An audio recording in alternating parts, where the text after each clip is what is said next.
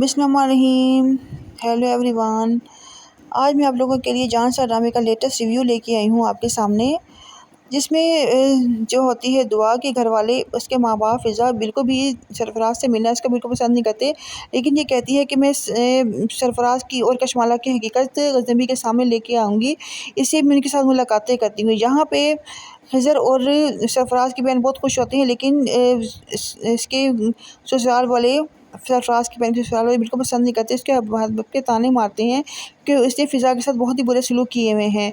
और यहाँ ग़ज़नबी साहब जो हैं वो दुआ के ख्यालों में बैठे होते हैं कि अचानक ही दुआ की कॉल आ जाती है इसके और अम्मा से बाबा से कहती हैं कि दुआ को तलाक दो और कशमाला के साथ नई ज़िंदगी का आगाज़ करो। और कशमाला खुशी के मारे सरफराज को कॉल करती है और उससे कहती है कि तुम दुआ की मुझे अपडेट दो, उसके बारे में सारी खबरें देते रहो, फिर उसके बाद मैं तुम्हें 20 लाख रुपया अदा कर दूँगी।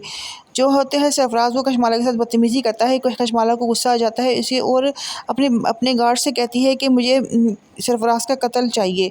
फिर इसे याद आता है कि मैंने ग़ज़नबी की मोहब्बत पाने के लिए अपने शौहर का कत्ल कैसे किया था। ये दोनों भाई हैं, ज़वार और नौशरवान। ये एक ही किसी फंक्शन में जो होते हैं मिलते हैं कशमाला को, और कशमाला को नौशरवान पसंद आ जाता है ग़ज़नबी। और जो इसको ये नहीं पता होता है कि इसके ज़वार के साथ, इसके बड़े भाई के साथ इसकी शादी हो जाएगी। और ये आपस में काफ़ी दोनों भाई खुश दिखाई दे रहे होते हैं कि अचानक ही जो कशमाला होती है इसके प्यार में, इसके ख़्यालों में चली जाती है कि मेरी शादी इसके साथ ही होगी, लेकिन ऐसा कुछ नहीं होता है।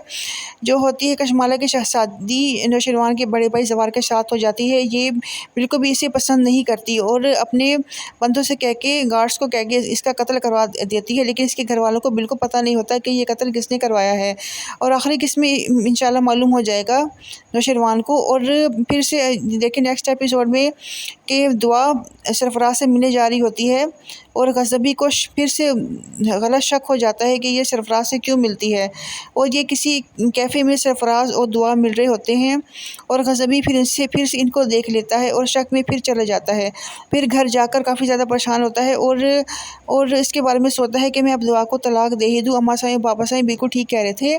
और उसके बाद फिर जाफ़र से कहता है कि मुझे आज ही वकील से मिलना है और मैं दुआ को सुबह तक तलाक भेज दूँगा, तलाक का नोटिस भेज दूँगा। यहाँ जो दुआ होती है वो सरफराज के साथ कॉफ़ी शॉप में बैठी होती है और अचानक ही कशमाला का मैसेज आ जाता है। सरफराज से कॉफ़ी लेने के लिए जाता है और जल्दी से जो होती है दुआ वो कशमाला का मैसेज फ़ौरन सीन कर जल्दी से अपने फ़ोन में सेंड कर लेती है। फिर उसके बाद मैसेज को फ़ौरन सीन करती है और ये जो मैसेज होते हैं दुआ की खुशी की इंतहा होती है। ये जो सारे मैसेजेस होते हैं, वॉइस मैसेजेस, वो फ़ौरन ग़ज़नबी को सेंड कर देती है क्योंकि वो चाहती है कि सरफराज और कशमाला सलाखों के पीछे आ जाएं। अब नेक्स्ट एपिसोड में आप लोग देखेंगे कि सरफराज की अच्छी खासी धुलाई हो रही होती है और क्योंकि जो होती है दुआ वो अपने मिशन में कामयाब हो जाती है, क्योंकि एक दिन तो सच के सामने आना होता है। और इसी तरह ही कशमाला का बुरा हाल होगा, आपके सामने एपिसोड में देखेंगे। और दुआ और जो है ग़ज़नबी फिर से एक हो जाएंगे। Thank you ji.